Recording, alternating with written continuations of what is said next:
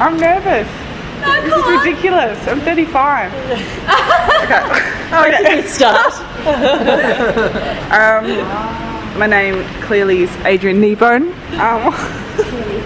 I'm from Katherine. That's good. And before that, Darwin River. About to move to Melbourne. Go! And this work is clearly a cowboy hat. I've woven it out of pandanus leaf using 2 techniques. One's twining and one is blanket stitch.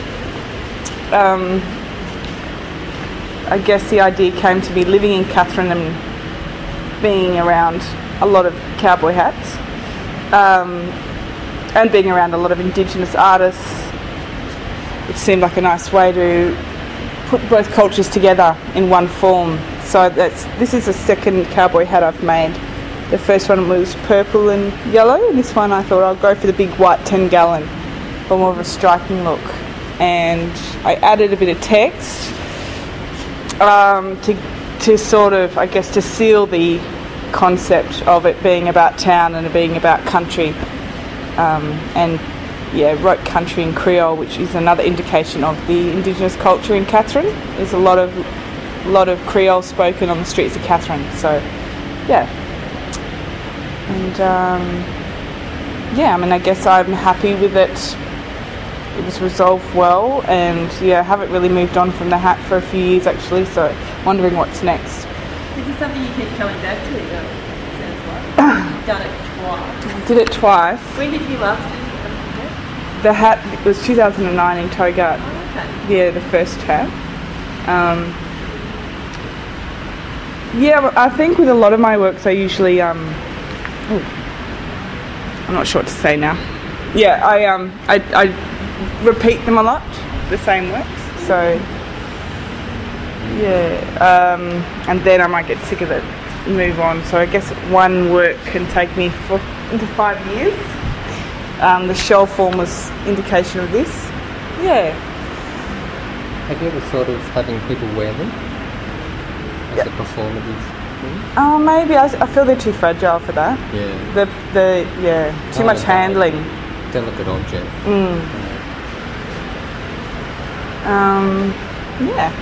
I mean, I did want it to be bigger than that, but it's just a bit too impossible. I don't seem to be able to get much bigger than that size in an object than this. So.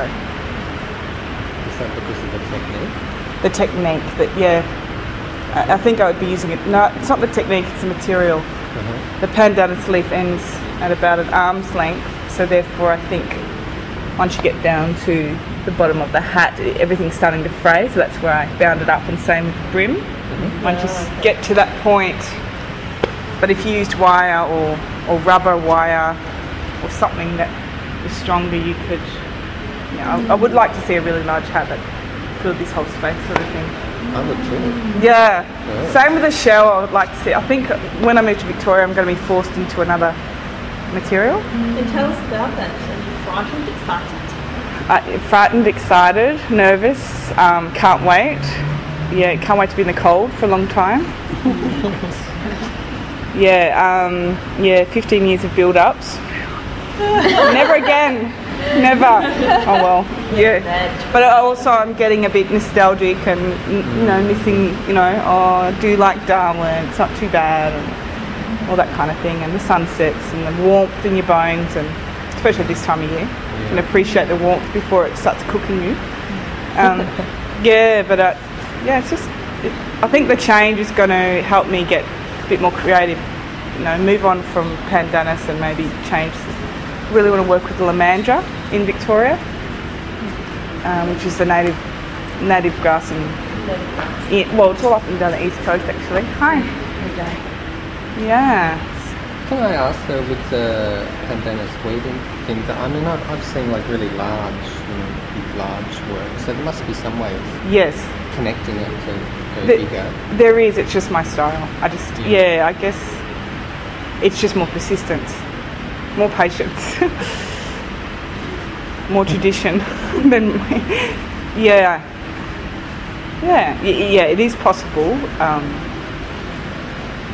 but I guess usually my studio space is the lounge room, so it's also a factor but yeah, and it's around the kids and putting in the car and that kind of thing, living out of town. Yeah, it's funny, when people see it, they just want to grab it down. That's so fragile up there. People just keep squeezing out like, no! So I always want people to pick it up by the rim, which is quite strong. So I found this lettering, it's pet collar lettering. Yeah. In Catherine as well, so I thought that was cute. Yeah. It's toured a bit, this hat. It's been to New South Wales, it's been to Alice Springs. Yeah. So when you made it, do you have sample, like a rare hat as a model, and then you sort of... I bought a hat just to look at it, just to get that indent, but I pretty much figured out how to do it. You start at the bottom, and then you flip it, and then you flip it again. So, yeah.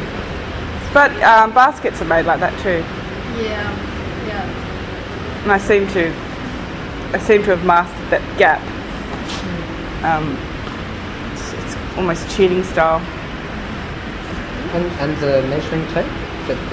That just added a bit more textile, textile.